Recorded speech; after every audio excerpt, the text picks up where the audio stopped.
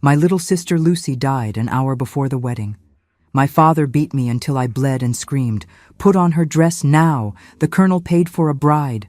I walked to that altar, feeling like I was stealing an angel's place in heaven. Hi there, my dear ones. How wonderful to have you here with me today. My name is Irene, but everyone calls me Grandma Irene. I'm 82 years old with a life well lived, and I live here in a small town in rural Kentucky, in a simple little house that's my corner of peace. I was born right near here, on a small farm that doesn't exist anymore, but still lives in my heart. Do you know what I love doing most with my days? Every Sunday morning, bright and early, before the rooster even crows, I get up and make my homemade bread. Oh, my children, what a wonderful smell fills the house. I started making bread when I was just 15 years old, during a very difficult time in my life. Back then, kneading the dough was a way to knead away my sorrows too. Today, 67 years later, every loaf that comes out of my oven is a prayer of gratitude. My kitchen is small but cozy. There's a wooden table that my husband Vincent made with his own hands. God rest his soul. On the wall, I have a little picture of Jesus that's been with me since I was a girl, and a photo of my 5 children when they were small. Now they're all grown up, gave me 14 grandchildren, and great-grandchildren have started appearing too. Before I continue my story, I'd like to make a special request of you. If you haven't subscribed to the channel yet, please hit that red button down there, okay? And don't forget the notification bell. It's so important for me to know that you enjoy my stories. And tell me here in the comments, what little town are you watching from? And what time of day did you find this video? Early morning with your coffee, after lunch, or in the evening? I always read all the comments and get so moved, knowing where you're from and when you take time out of your day to listen to this grandmother's stories. Let's make a chain of love, all right? Today, I decided to tell you a story that changed my life forever. A story that begins with the greatest tragedy a family can face, but ends with the most beautiful miracle God has ever worked in my life. It's about my little sister Lucy, who died on what should have been the happiest day of her life. It's about my father, who forced me to take her place in a way I never thought a father could do to a daughter. And it's about the man everyone feared, but who became my salvation. I know it's a heavy story, my children, but I need to tell it. Because sometimes God writes straight with crooked lines, and what seems like the end of the world can be the beginning of a blessing greater than we can imagine. You'll understand when I finish telling it all. I take a deep breath every time I think about that time. Those were different times, you know. Hard times, where parents decided everything for their children, where women had no voice or vote, where money spoke louder than the heart. But even so, even in the midst of such harshness, God always has a plan. Always. So grab some coffee, get comfortable there, because this story will touch your hearts just like it touches mine to this day, even after all these years. My dear ones, for you to understand this whole story, I need to go back to the beginning, when I was just a girl running barefoot around the yard of our little farm. Back then, in the late 1940s, early 50s, our family lived on a small property about 15 miles from town. It was dry land, beaten by the sun of rural Kentucky, but good enough to raise some goats, plant corn and beans when the rains came. My father's name was Gus, a strong name for a man I thought was strong too back then. My mother, poor thing, was named Ella, a woman sweet as molasses, always with a smile on her face even when life got tough. There were 4 of us, me, the oldest, then came my brother Art, 2 years younger, and finally our baby girl, Lucy, who was 6 years younger than me. Our house was very simple, wood frame construction, with wooden floors that my mother swept 3 times a day to keep clean. It had 3 rooms, the front parlor, where we received visitors, which were few, my parents' bedroom, and another little room where Lucy and I slept in a wooden bed my father had made. Art slept on a cot in the parlor.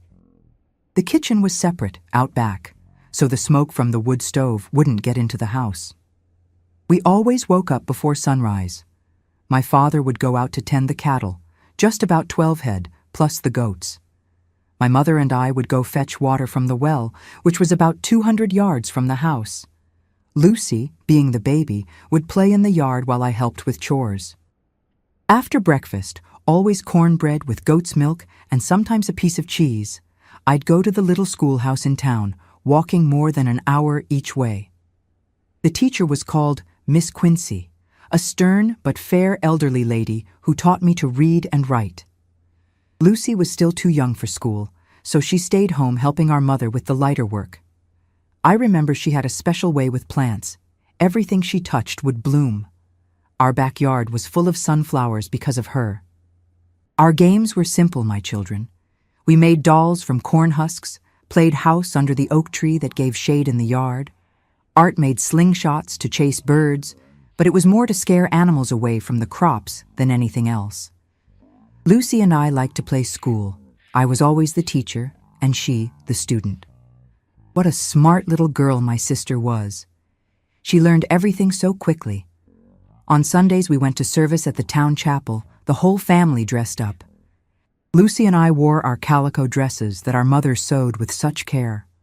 After service we'd stay in the town square watching the activity, talking with neighbors. It was our day of rest and joy, but life in rural Kentucky was always hard, you know. When I was about 10 years old, a terrible drought started that lasted 3 years. The little cattle we had started dying, the crops dried up, and money got tighter and tighter. My father began to get nervous, irritated with everything. He'd leave the house early and only come back at night, always with a closed expression. It was during this time that I began to notice certain strange conversations between my parents. They spoke quietly when they thought we weren't listening, about debts, about losing the land, about there being no way out. My mother would cry in secret when she thought no one saw, but I always noticed her swollen eyes in the morning. Colonel Vincent's name began appearing in these conversations. He was the richest man in the region, owner of several large ranches, and had a reputation for being generous with those in need, but also had a reputation for being very strict with those who owed him favors. I'd never seen him in person, only knew he lived in a big mansion in town, and that when he appeared in the village, everyone got a bit wary, respectful. When I turned 14 in 1957, the situation was already pretty bad. My father had sold the last goats, and talks about finding a way to save the family were more and more frequent. That's when he started talking about marriage for Lucy, who was only 10 at the time. When she turns 15, 16, we'll see if we can find her a good match, he'd say. Back then it was normal, you know. Girls married young. But something in the way my father spoke made me uneasy. It wasn't the caring way of a father thinking about his daughter's future. It was more like someone doing calculations, you know? Lucy, poor thing, had no idea about these conversations. She continued playing in the yard, tending to plants, helping me with household chores. She was a happy girl, always humming songs she heard on the neighbor's old radio. She had big, expressive eyes and a smile that lit up any room. I, being the oldest, began to understand that our family was going through very difficult times. Food was becoming scarce, clothes mended several times, and worry took over our house like a dark shadow. But I never, ever imagined what was coming when my Lucy turned 16. My dear ones, the years passed, and our situation only got worse. In 1962, when I was already 19 and Lucy was 15, life became almost impossible.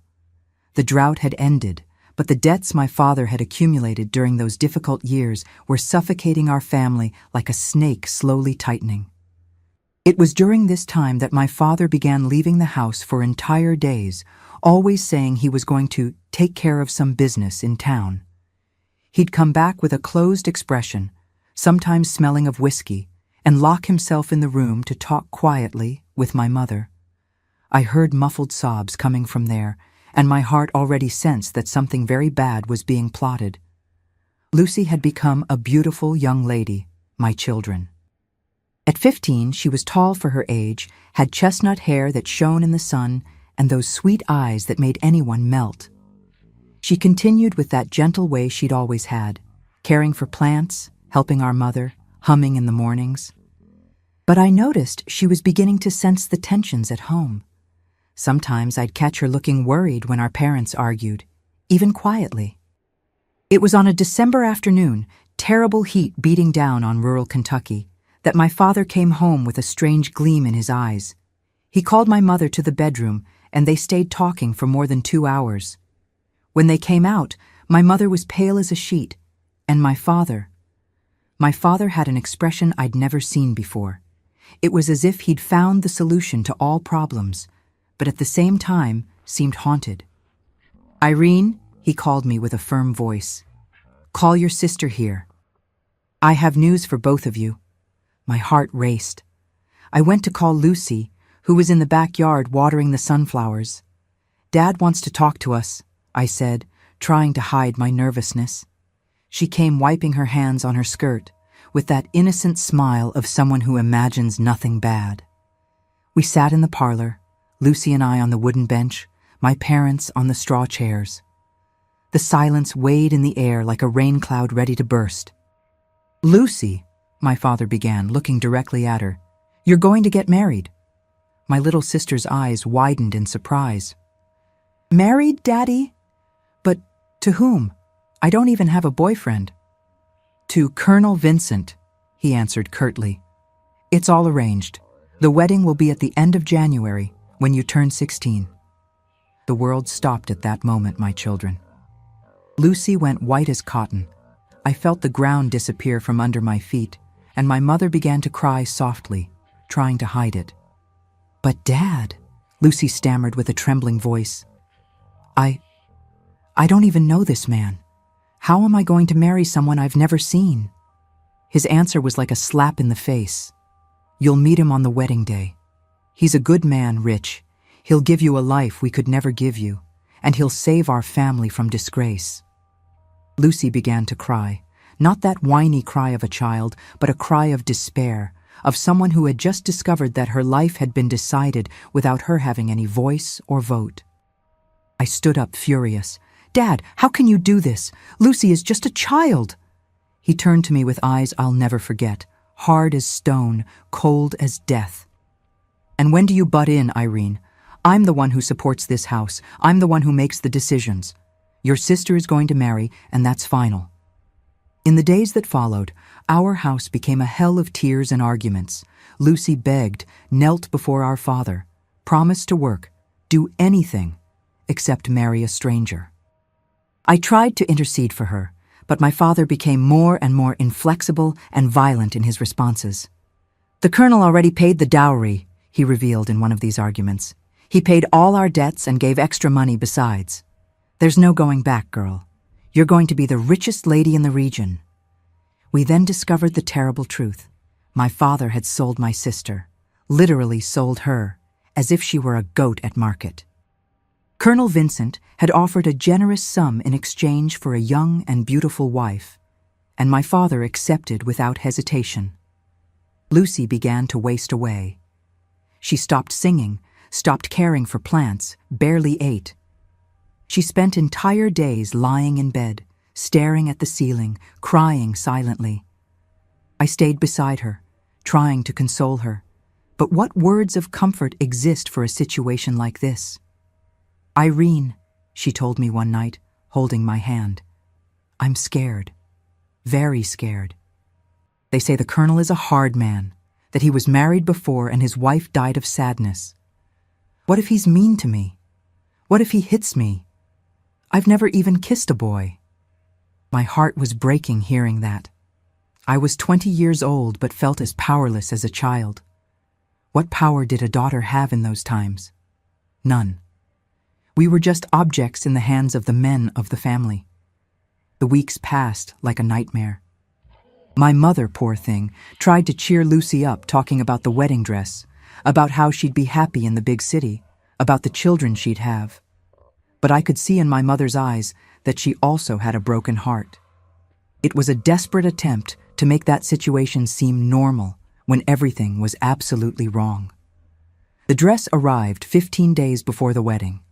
It was beautiful, white as cotton, with delicate lace and tiny pearls sewn on the bodice. When Lucy tried it on, she looked even more beautiful. But her eyes were dead, empty. It was like dressing an angel for sacrifice. "I can't do it, Irene," she confessed to me the night before the wedding, when she was trying on the dress for the last time. "I can't marry this man. I'd rather die." I held her trembling hands and promised, "I'll be there, little sister. I'll be by your side every moment. I'll never leave you alone, never."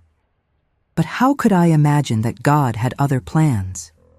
How could I know that my poor Lucy would never make it to the altar, and that this promise would become the greatest irony of my life?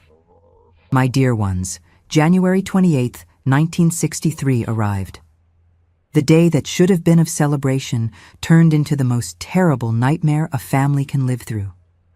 Lucy had turned 16 the day before, but instead of celebrating, she spent the whole night with a fever. It started in the early morning hours of Saturday.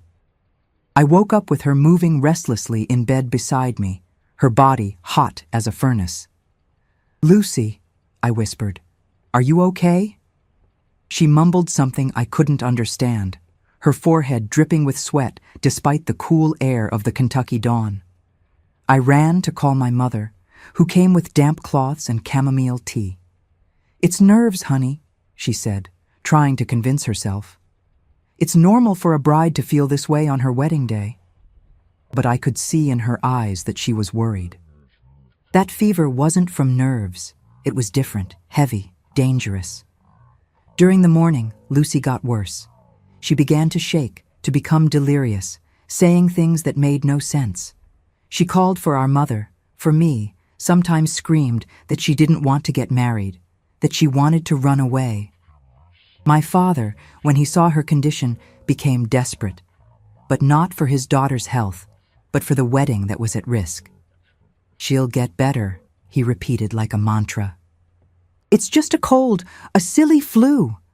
By 2 o'clock she'll be fine for the wedding." But as the hours passed, Lucy only got worse. The fever rose so high that she began to have convulsions. My mother cried desperately, making cold compresses for her forehead while I held her little hands that trembled non-stop. "Gus," my mother begged, "call Dr. Williams. The girl is very sick," my father exploded. "What doctor? It's bride's jitters. She's going to take a cold bath and get ready for the wedding." He was unrecognizable, my children. Red eyes, trembling hands, talking to himself about the money he'd already spent, about the commitment to the colonel, about the disgrace that would fall on our family if the wedding didn't happen. It was a bad fever, one of those that back then took many people away. Today I know it could have been pneumonia, typhus, or any of those diseases that attacked those with low defenses. Lucy had gotten so thin in recent weeks, with sadness and lack of appetite, that she became fragile as a wounded bird. Noon came, and she was delirious, saying strange things. "Irene," she called me with a weak voice. "Do you see those angels there? They came to get me." I cried desperately, holding her hand, feeling it getting colder and colder, even with the fever burning. 1 o'clock in the afternoon. The wedding dress was hanging on the bedroom door, white and beautiful like a shroud. People were already starting to arrive for the wedding. Neighbors, relatives, Colonel Vincent's guests who had come from town. Outside, I could hear laughter, conversations, the sound of the fiddle they'd hired for the party. A haunting contrast to what was happening inside our room. "Dad!" I screamed for the 10th time. "She can't get married like this. Look at her condition." "She can and will," he answered furiously. "I already paid the preacher, the food, the musicians. The colonel is already on his way. This girl is going to marry even if she's unconscious." My mother, poor thing, tried to fix Lucy up, put some powder on her face to hide the paleness. But it was impossible. My little sister was dying. It was obvious to anyone with a minimum of heart. 1:45. 15 minutes until the scheduled ceremony time. Lucy opened her eyes for the last time, looked at me with such peace that it scared me, and whispered, Irene, take care of Mama for me. And then, my dear ones, then it happened. One last breath, long and soft, and my little sister was gone. Just like that, simple as that. Like a candle that goes out when the wax is finished. There, in that humble bed, with the wedding dress hanging on the door, my Lucy flew to God's arms. I screamed. I screamed like a madwoman, calling her name, shaking her little body that was already going limp. My mother fainted right there, falling to the floor on her knees. And I ran desperately to tell my father, thinking he was going to stop everything, send everyone away, that we would mourn our dead in peace. How wrong I was, my children. How wrong I was about the man who fathered me. I found him in the parlor, already dressed for the ceremony, adjusting his borrowed tie. "Dad!" I screamed through sobs. "Lucy! Lucy died! She's gone!" His reaction. Jesus in heaven, his reaction was the most monstrous thing I've ever seen in my life. He didn't cry, he didn't faint, he didn't run to see his daughter. His eyes blazed with a rage that came from hell, and he yelled, "Died my ass! She's going to marry, even if she's dead!" And then, my dear ones, then he looked at me.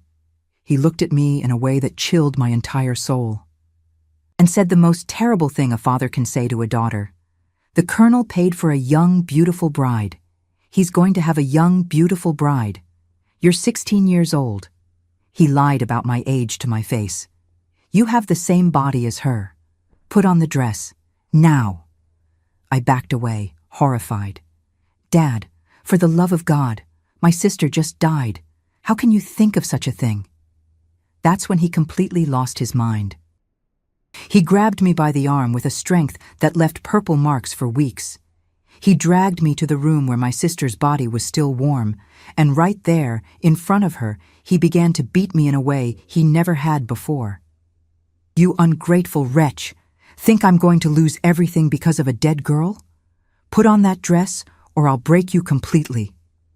I tried to resist, my children. I swear to God I tried. But he was possessed, beating me like someone beats a wild animal. My mother was unconscious. Art had gone to help the guests outside, and I was alone with a man I no longer recognized as my father. Between slaps and shoves, he forced me to change clothes, made me swallow my tears by force, wash my face, cover the marks from the slaps with powder, and put on that dress that should have been my little sister's shroud. I walked to the church door dead inside, feeling like I was stealing an angel's place in heaven. My dear ones, if you think the pain was already at its limit, you're wrong. Because walking to that altar, wearing my dead sister's dress, was only the beginning of the hell that opened in my life on that cursed day. The ceremony was a waking nightmare, a torture that seemed endless. I kept my head down the whole time, as if the weight of the lie and the pain was so great that my neck couldn't support it. I couldn't look at anyone, not the guests, not the preacher, much less the man beside me who thought he was marrying my dead sister. Reverend Isaac, who had known our family for years, seemed confused throughout the ceremony. He looked at me sideways, frowning, as if something wasn't fitting together. "Lucy, my child," he had whispered when I approached the altar, "you seem different today." I just lowered my head even more, feeling tears burn my eyes. What answer could I give? That I was an imposter wearing the shattered dreams of my dead sister. During the entire ceremony, I could hear my heart beating so loud I was sure everyone there could hear it. Colonel Vincent was beside me, a tall and imposing man, older than I had imagined. He must have been in his early 40s, well-lived years. I felt the warmth radiating from his body, heard his calm and deep breathing, noticed the smell of his expensive cologne mixed with the aroma of fine tobacco that permeated his clothes. But I didn't dare raise my eyes to look at him. When the preacher said the sacred words, "You may kiss the bride," my entire body stiffened, expecting something brutal, violent. But he only touched my forehead with his lips, a gentle touch, respectful, almost paternal. That confused me as much as it relieved me. Where was the monster I expected to find? The party that followed was a macabre comedy. I sat in a chair decorated with flowers, like a broken porcelain doll that someone had fixed poorly.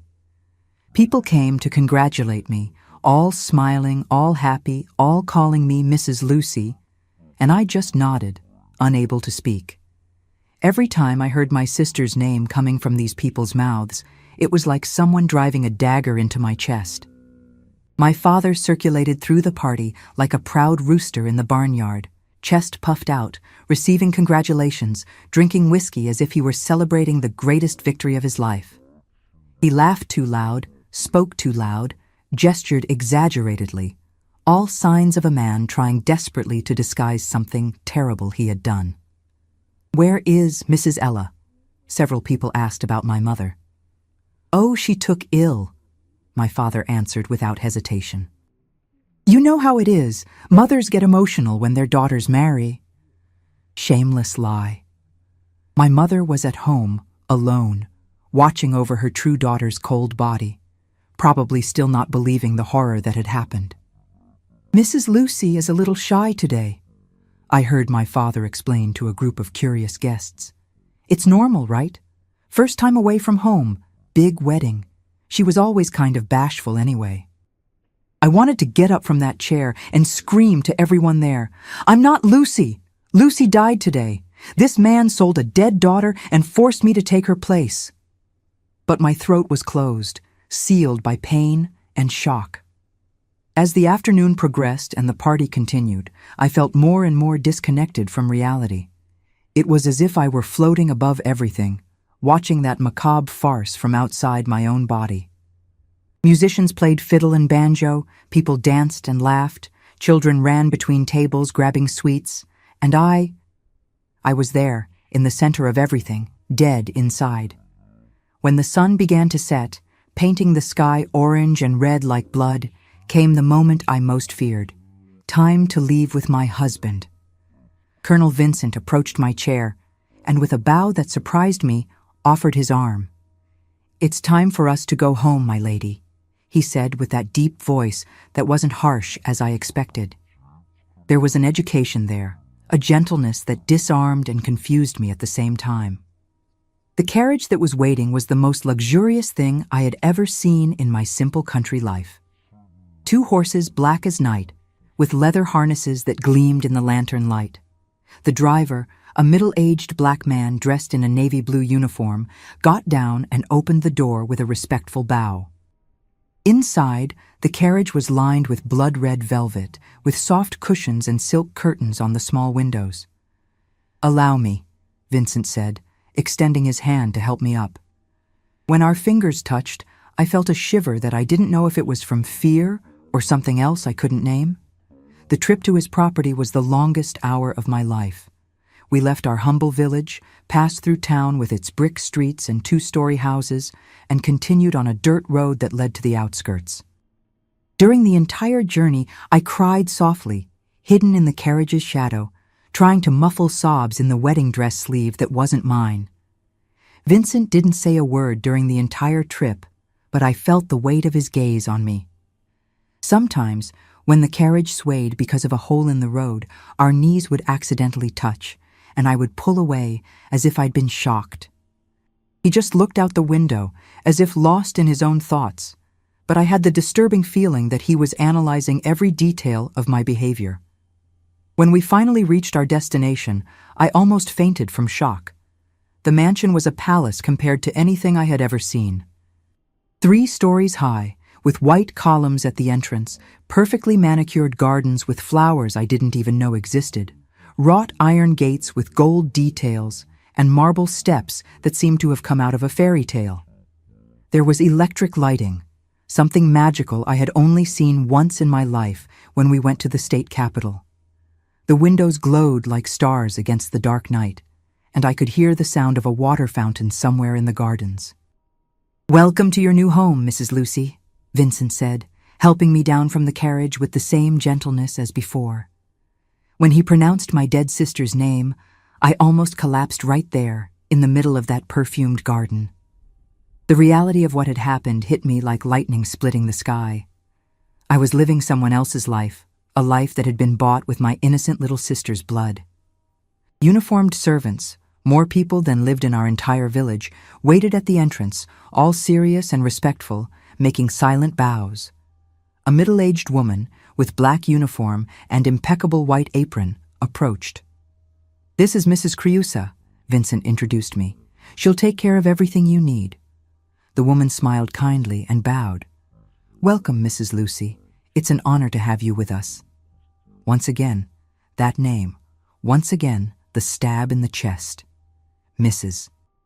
Creusa led me through enormous corridors, decorated with paintings in golden frames and carpets that my bare country feet had never imagined stepping on. We reached a room that was larger than our entire house back on the farm. An immense double bed, with blue silk curtains, a carved wooden wardrobe that occupied an entire wall, a crystal mirror vanity, and even a cushioned armchair by the window. "The master said for you to get comfortable, Mrs. Creusa explained with a caring voice, as if speaking to a daughter. "He'll come talk to you in a little while. Do you need anything? A hot bath, perhaps? Or some calming tea?" I just shook my head, unable to speak. She helped me take off that cursed wedding dress. Each button that opened was like freeing a bit of the prison of lies that had swallowed me. She gave me a white nightgown, hand-embroidered with silk threads, finer and more delicate than any fabric I had ever touched in my entire life. When I was finally alone in that palatial room, the weight of everything that had happened fell on me like an avalanche. I sat on the edge of that immense bed, shivering with cold despite the warm Kentucky night, and finally allowed the complete pain to invade me. "My dear Lucy," I began to cry and talk to myself as if she could hear me from wherever she was. "Forgive your sister for being here in your place. Forgive me for not being able to save you. Forgive me for not being strong enough to prevent Dad from doing this monstrosity." I talked to her like we did when we were little, when we shared secrets under the covers in the dark of night. In my tormented head, all the terrible stories I had heard older women tell about wedding nights passed by. Stories whispered between kitchen and backyard when they thought unmarried girls weren't listening. Stories of piercing pain, of blood on thighs, of men who took what they wanted without caring about tears or pleas. That's when I heard it. Footsteps in the hallway. Heavy, slow, deliberate, approaching like the sound of inevitable destiny. My heart raced so much I thought it would explode in my chest. I threw myself on the bed, curling up like a wounded animal, pulling the silk sheet up to my neck, closing my eyes so tight it hurt. Each approaching step was like a hammer blow to my heart. It stopped right in front of the door. I heard the doorknob turning slowly, as if he too were hesitating. The door opened with a soft creak that echoed through the room like a scream. He entered and closed the door behind him with a click that sounded like a death sentence. I heard his steps approaching the bed, the sound of leather boots on the waxed wooden floor. He stopped right in front of me. I couldn't open my eyes, was paralyzed with absolute terror, expecting him to grab me, tear me apart, break me. But instead, he said, with that deep but strangely soft voice, "Why are you crying so much, girl?" It wasn't a predator's voice. It was it concern? "And why are you shaking like a wounded bird that fell from its nest?" My dear ones, if I live 1,000 years, I'll never forget that moment. There I was, curled up in that huge bed, trembling like a green branch, expecting that man to do terrible things to me that I had heard about. But instead of grabbing me like I imagined, he stood there, just looking at me, and repeated the question with a voice that confused me more and more. "Why are you crying like this, girl? And why are you shaking like that?" I didn't answer. Couldn't. Tears flowed from my closed eyes like 2 waterfalls, soaking the silk pillow that smelled of lavender. I trembled so much that the whole bed shook, and my teeth chattered against each other, making a little sound that echoed through the silent room. I felt the mattress sink when he sat on the edge of the bed, but, and this was what surprised me most, he kept his distance. He didn't try to touch me, didn't pull the sheet, didn't make any aggressive movement. He stayed there sitting, just breathing, as if thinking about what to say. "Look at me," he asked after what seemed like an eternity. It wasn't an order like I expected. It was a request, almost a plea. "Please, girl, look at me." Slowly, very fearfully, like a wounded little animal that doesn't know if whoever approaches will help or hurt more, I opened one eye, then the other. He was sitting about 3 feet away, hands resting on his knees, looking at me with an expression I couldn't decipher at that moment. He was different from what I imagined. He had dark hair with some gray strands at the temples, deep brown eyes, a face marked by time and sun. But it wasn't a cruel face. There were wrinkles around his eyes that seemed to come more from smiles than from anger. And at that moment, his expression wasn't that of a man ready to take what was his by right. It was genuine concern. "You're not Lucy," he said suddenly, without beating around the bush, like someone stating an obvious fact. My blood froze completely. I felt as if the world had stopped spinning in that second. How could he know? How had he figured it out so quickly? My first instinct was to deny, invent some lie, but the words wouldn't come from my closed throat. "I've known Lucy since she was a little girl with braids," he continued, his voice calm but firm. "Your father brought me to meet your family 2 years ago, when we started talking about the possibility of marriage. Lucy had just turned 14 that day." He paused, studying me with those dark eyes that seemed to see through my soul. "She has a tiny birthmark here," he touched his own neck, on the right side, "very discreet, that looks like a crescent moon, and she has a scar on her left knee from when she fell from the apple tree when she was little. You don't have either of those things." My heart was beating so hard I was sure he could hear it. How did he remember such small details? And more importantly, what was he going to do to me now that he knew about the lie? "Besides," he continued, leaning forward a little, "Lucy had a special way of smiling, kind of shy, and always put her hand in front of her mouth when she laughed. You haven't smiled once today.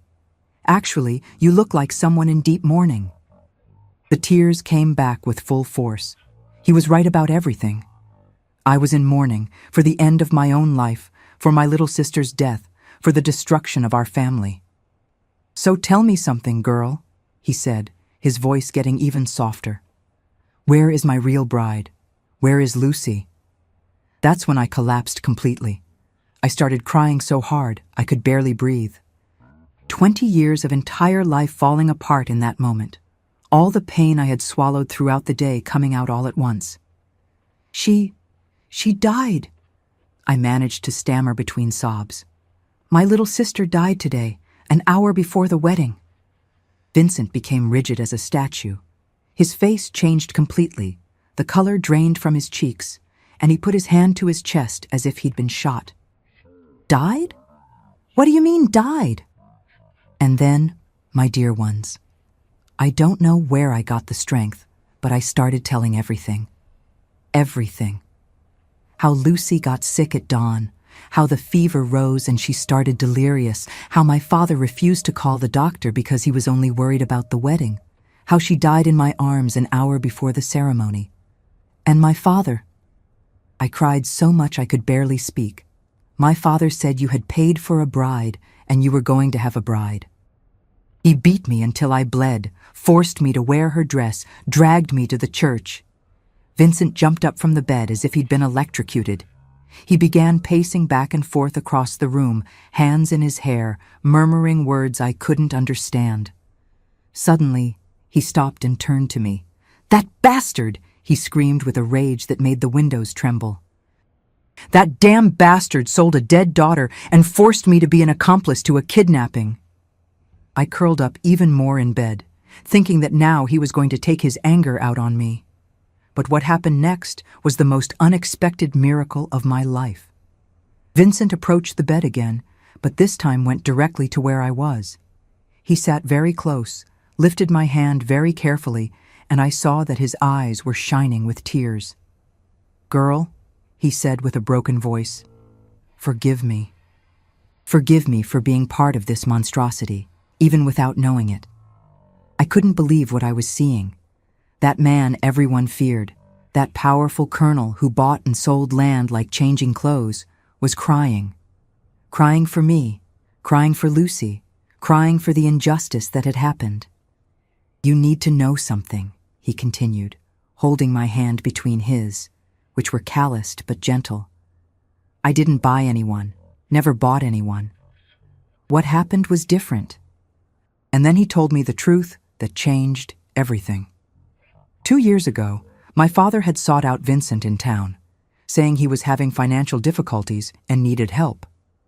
Vincent, who was known for helping needy families, offered a generous loan. That's when my father, without Vincent asking for anything, suggested a marriage between Vincent and one of his daughters as a way to unite the families and guarantee that the loan would be honored. I had been alone for 5 years, Vincent explained. My first wife died of yellow fever, we never had children, and loneliness was slowly killing me. Your father painted the situation as if you two were eager to escape poverty, as if it were an arrangement that would benefit everyone. He released my hand and started walking around the room again, clearly disturbed. When I met Lucy, she seemed like a sweet and educated girl, but I noticed she was nervous. I thought it was normal shyness. I never imagined she was being forced, much less that you were being kidnapped to take her place. That man I thought was a monster was revealing himself to be completely different. He hadn't bought a wife. He had been deceived by my father, used in the cruelest farce imaginable. Listen carefully, he said, turning to look me in the eyes. No one is going to touch you here. You're not my prisoner. You're not my property. You're not anything I can possess. From now on, you're under my protection, and I swear by the memory of my deceased wife that I'll take care of you as if you were my own daughter. He walked to a large armoire, took out a soft blanket, and came back to me. With a father's care, he covered me from head to toe. Sleep in peace, he said. Tomorrow we'll resolve everything, and your father is going to pay dearly for what he did. He walked to the armchair by the window, took off his boots, loosened his tie, and settled there to sleep, maintaining respectful distance from me. That night, my dear ones, for the first time since Lucy died, I was able to close my eyes without fear. The man I thought would be my executioner had become my protector. The marriage that began with death and violence was transforming into the greatest blessing of my life, even though I didn't know it completely yet. My dear ones, when I woke up the next morning, January 29th, 1963, it took me several long and confused minutes to remember where I was. The sun entered through the blue silk curtains of that immense room, creating golden designs on the waxed floor. And for one blessed moment, I thought everything had been a terrible nightmare. Maybe I was in my humble little bed next to Lucy. Maybe she was there breathing softly. Maybe we would wake up and laugh together at that haunting dream. But then I saw Vincent getting up slowly from the armchair where he had slept all night, stretching carefully to not make noise and wake me up, and reality came back like a punch in the stomach, taking all the air from my lungs. Lucy was dead. Dead and buried while I slept in silk and luxury. I was in the house of a man who was practically a stranger. My life had turned completely upside down in less than 24 hours. Everything I knew, everything that was my world, had disappeared like smoke in the wind. "Good morning, Irene," he said, with a soft voice, arranging his own wrinkled clothes from the night poorly slept in that armchair. "Did you manage to rest a little?" It wasn't a formal protocol question, one of those asked out of politeness. There was genuine concern there, as if he really cared about my well-being, as if my suffering truly touched him. I got up slowly from the bed, still wrapped in that soft blanket he had placed over me the night before, feeling my legs weak and my head dizzy. "Thank you, sir," I murmured, not knowing exactly why I was thanking. For the unexpected kindness? For not having hurt me when he could have done anything? For having listened to my entire story without judging or sending me away? Mrs. Crusoe brought clean clothes for you, he said, pointing to an outfit neatly arranged on the crystal mirror vanity. When you're ready and feel comfortable, meet me in the dining room. We have several important things to discuss, but there's no rush. Take your time. He walked to the door, but before leaving, he turned to me once more. Irene, I want you to understand something right now. You're home now. You're not a guest, you're not an intruder, you're not an obligation. You're welcome here for as long as you want to stay, whether a week or the rest of your life.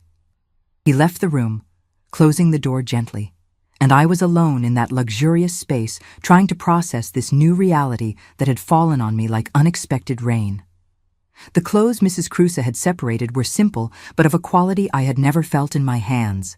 A light blue cotton dress softer than clouds, silk stockings that felt like second skin, leather shoes so soft they were like slippers. Everything in exact measurements, as if she were a fairy godmother who had guessed every curve of my body. When I looked at myself in the big vanity mirror, I almost didn't recognize myself. I was no longer the country girl in a patched dress and bare feet. I looked like a city lady, someone who could belong to that world of luxury and sophistication. But inside, I still felt like the same frightened, orphaned, lost Irene in a world I didn't understand. When I went down to the dining room, an impressive room with a mahogany table for 12 people, a crystal chandelier hanging from the ceiling like a waterfall of light, and enormous windows overlooking gardens that looked like paintings, Vincent was waiting with a breakfast that looked like a king's banquet. The table was set with white porcelain dishes with gold edges, silver cutlery that shone like mirrors, embroidered linen napkins. There was French bread still warm from the oven, creamy yellow butter like melted gold, cheeses of various qualities I didn't even know existed, tropical fruits I had never seen in my life, oranges, pineapple, purple grapes fat and sweet, brewed coffee that perfumed the entire environment with heavenly aroma, fresh milk, still with foam, golden honey dripping directly from the comb, transparent guava jelly like ruby. "Please sit," he said, standing up respectfully and pulling a chair for me like a true gentleman, like I had seen in movies that played in the town square on Sundays. "You need to eat properly. Yesterday was a very difficult day, and I know you barely ate anything." We began eating in silence, but it wasn't an uncomfortable or awkward silence. It was as if he intuitively understood that I needed time to get used to all that, to process the radical change that had happened in my life. Each bite I took was a wonderful discovery, flavors my country palate had never experienced, textures that seemed made by culinary angels. The bread was soft inside and crispy outside, completely different from the hard bread we made at home. The butter melted on my tongue like liquid silk. The cheeses had complex flavors that my simple mind couldn't decipher. And the fruits. Good Lord, how could such sweet and juicy fruits exist?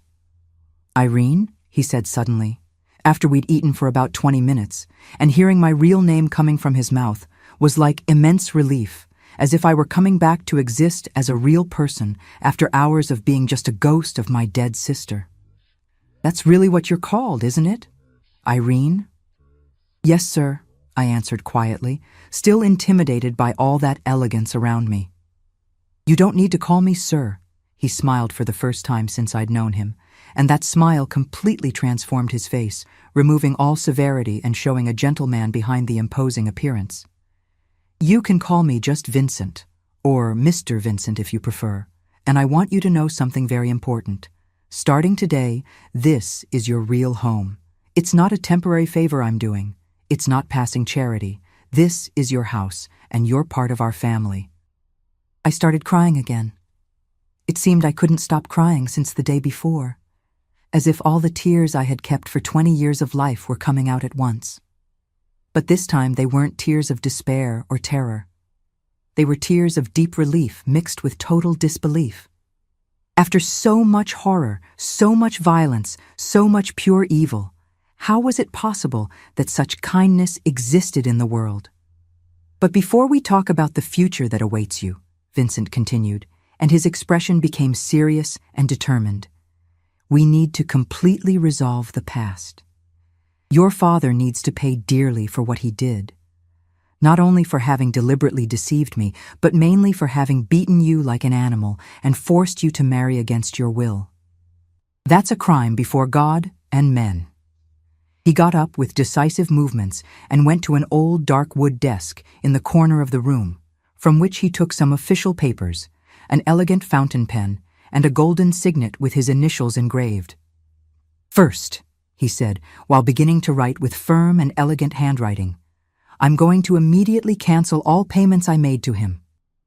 Every penny, every coin, every cent that miserable man received will have to be returned, with high interest and correction.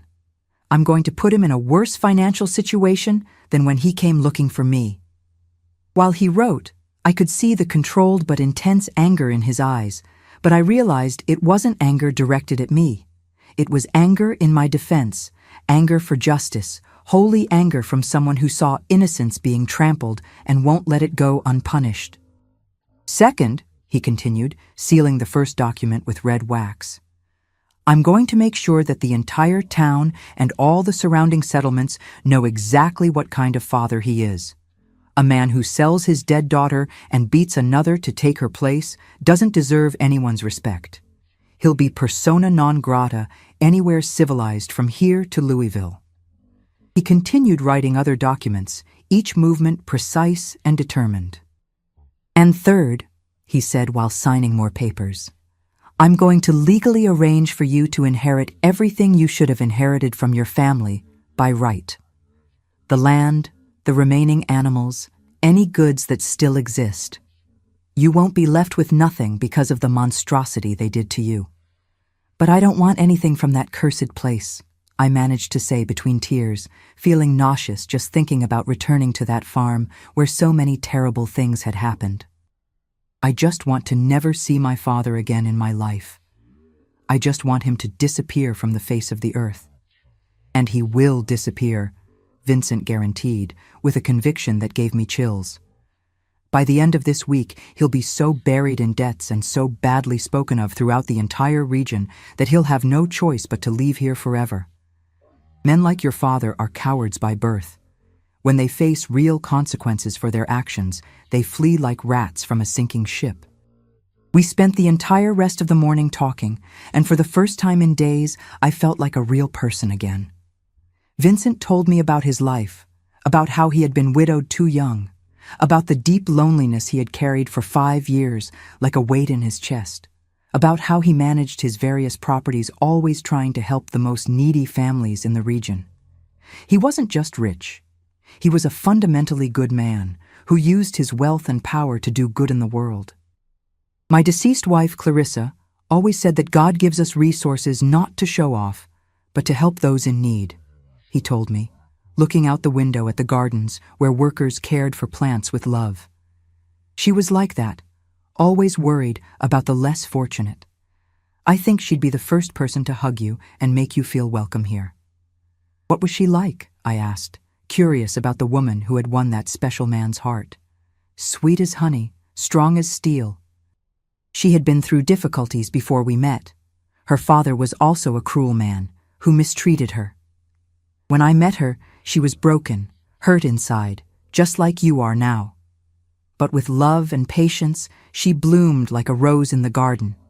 She became the most beautiful and strong woman I ever knew." He paused for a long time, lost in sweet and painful memories. "Clarissa always said that God puts the right people in each other's path at the exact moments they need to meet. Maybe your sister was called to be with God so you could get here, where you can have a real chance to be truly happy and complete. I have a proposal for you," he said when we finished lunch at a table laden with dishes I didn't even know how to name. "I don't expect an answer now, but I want you to think calmly and lovingly. You can stay here as a genuine part of our family for as long as you want, whether a few months or the rest of your entire life. And while you're here, you can study everything your heart desires. I'll hire the best teachers from town, and even from Louisville if necessary, to teach you everything an intelligent young lady like you deserves to learn." I could barely breathe from so much surprise. Education was something I didn't even dare dream of. Poor country girls learn to read and write the basics, and that was it. You can learn music, piano, guitar, he continued, excited with his own idea. You can study painting, literature, poetry, mathematics, French, English if you want. You can read all the books that exist. You can discover a world of knowledge you don't even imagine exists.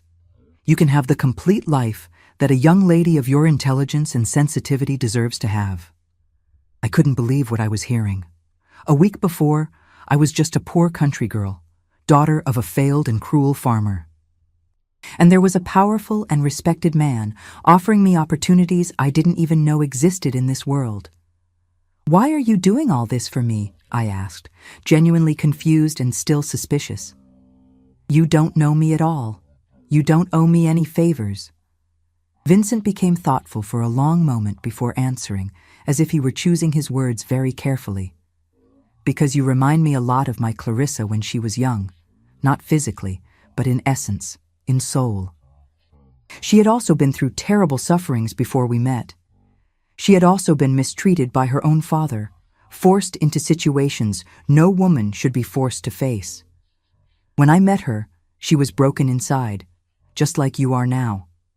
And I learned from her that there's no greater purpose in life than helping someone find their strength again, to flourish as they should have flourished from the beginning." He got up and walked to the window, looking at the gardens where birds sang cheerfully among the colorful flowers. "Clarissa always said that each broken person we manage to help rebuild is a victory against the world's evil. And after yesterday, after seeing what your father did to you and your sister, I feel that helping you isn't just something I want to do. It's something I need to do, that my soul demands I do." In that blessed moment, my dear ones, I felt something deep change inside me, as if a tiny seed of hope had been planted in soil that only knew sadness and suffering. For the first time since Lucy died in my arms, I was able to imagine that maybe there was still a future for me, that maybe my life hadn't ended on that terrible morning. Can I think about all this?" I asked timidly, still unable to believe that so much kindness was being offered to me. "Of course you can." He smiled that transformative smile. "You have all the time in the world to decide. But while you think and decide, I want you to know something important. You're completely safe here. No matter what you decide about the future, no matter how long you need to heal, you'll always have a real home in this house. This is my promise before God." My dear ones, in the days that followed, Vincent kept every word he had told me, every promise he had made. My father appeared at the property on the third day after the wedding, arriving on horseback like a hurricane, red with rage, eyes bloodshot, demanding to speak with me, wanting to force me to return home as if I were a runaway animal that needed to be recaptured. But Vincent didn't even let him pass the main gate of the property. I was in the sitting room, having afternoon tea with Mrs. Crusoe, who had become my companion and almost a mother, when I heard the argument outside. I ran to the window and saw Vincent standing at the entrance, imposing as a wall, completely blocking the passage. "You no longer have a daughter," I heard Vincent say with an ice-cold voice that chilled me all over, even though I was on his side. "You sold a dead one and beat the other until she bled. Now get out of my sight before I call my men to give you exactly the treatment you deserve."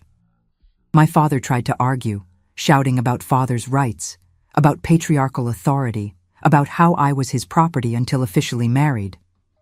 But Vincent simply made a gesture with his hand, and two enormous men appeared from nowhere, armed men who worked on the property. My father, coward as he always was at heart, mounted his horse and rode away galloping, but not before shouting threats that the wind carried away.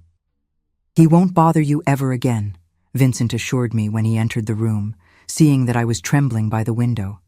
"And if he tries, he'll regret it for the rest of the short life he has left." Vincent had real power in the region, and when he spread the complete story of what had happened, how my father had sold a dead daughter, beaten the other, forced a false marriage, the local society's reaction was complete disgust. In a matter of days, no one spoke to Gus anymore. Merchants refused to sell to him, Neighbors turned their faces when he passed. Even the local preacher said publicly that that man was not welcome in God's house.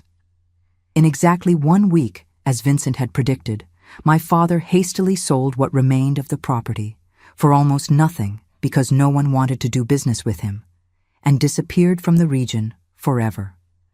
I learned later, from comments that reached us, that he had gone to the interior of Tennessee, where no one knew his story. I never heard from him again, and I hope he died alone and abandoned as he deserved.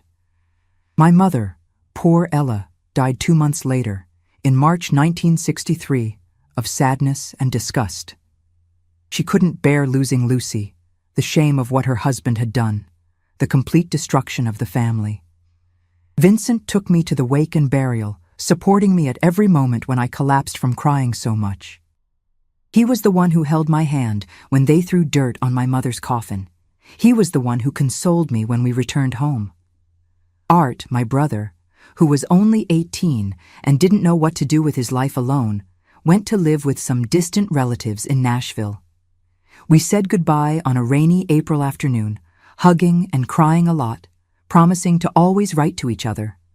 Our family had completely fallen apart, like an old fabric that unravels when you pull a loose thread. And I began a completely new life, a life that had begun with the greatest tragedy a person can face, but which gradually transformed into the greatest blessing God has ever poured on anyone. Vincent kept his promise about my education with a dedication that moved me every day. He hired Mrs. Mercedes, a refined teacher from Louisville, to teach me English, literature, and French. He hired Mr. Anthony, a famous musician from town, to teach me piano and guitar. He brought Mrs. Hope, a respected artist, to teach me painting and drawing. 3 times a week, I had classes from morning until late at night.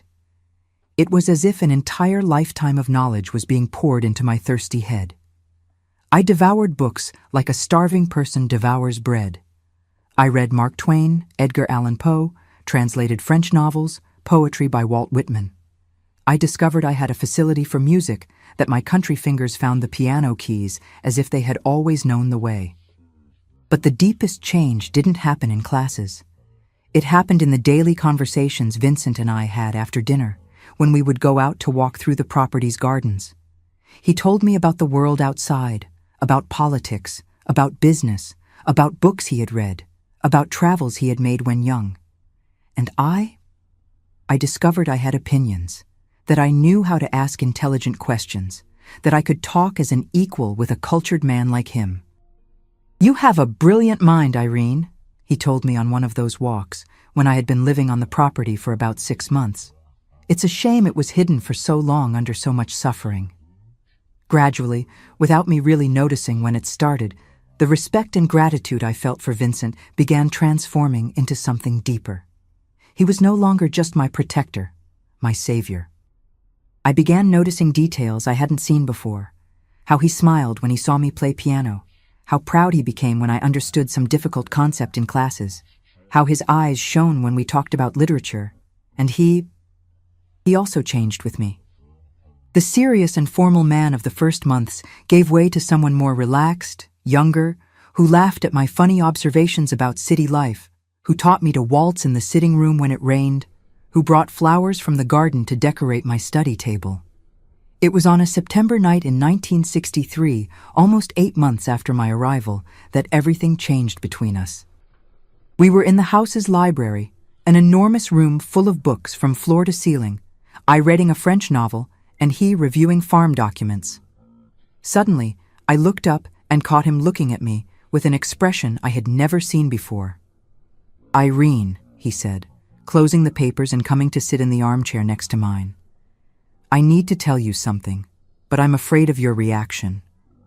My heart raced. Was he tired of me? Was he going to send me away? I fell in love with you," he said simply, without beating around the bush. "It wasn't supposed to happen. You arrived here broken, needing protection, and I promised to take care of you like a daughter. But over time, you became the most extraordinary woman I've ever known, and I can't pretend anymore that I only feel fraternal affection for you." I stayed silent, my heart beating so hard I thought I would faint. Because the truth was that I had also fallen in love with him, but didn't dare admit it even to myself, much less to him. "I know it's complicated," he continued, interpreting my silence as rejection. "I know I'm much older than you. I know our situation is delicate. If you don't feel the same, I promise I'll never bring up the subject again. We can continue as we were." "Vincent," I finally managed to speak, my voice coming out as a whisper. I love you too.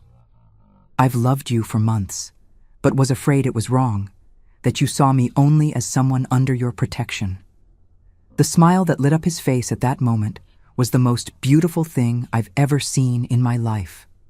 He knelt in front of my armchair, took my hands in his, and said, "Then marry me for real, Irene. Not out of obligation, not by arrangement, but for love. Marry me because I want to spend the rest of my life making you happy." We married in December 1963 in a small and intimate ceremony in the property's chapel. I wore a white dress I had chosen personally, not a fake dress of obligation, but a dress of true joy. Art came from Nashville to give me away to the groom, crying with emotion seeing how radiant I was. And this time, my dear ones, when I walked to that altar, it wasn't like a condemned woman going to slaughter. It was like a woman in love going to meet her happy destiny. The monster I feared at first had become the angel who saved my life. The marriage that began with death and violence transformed into the greatest love two people can share. Vincent never touched me without consent, never treated me like property. Over time, respect became admiration, gratitude became affection, and affection became the deepest and truest love that exists in this world. We lived together for 42 blessed years until he departed to be with God in 2005 at 83 years old. We had 5 beautiful children, built a family based on love and mutual respect.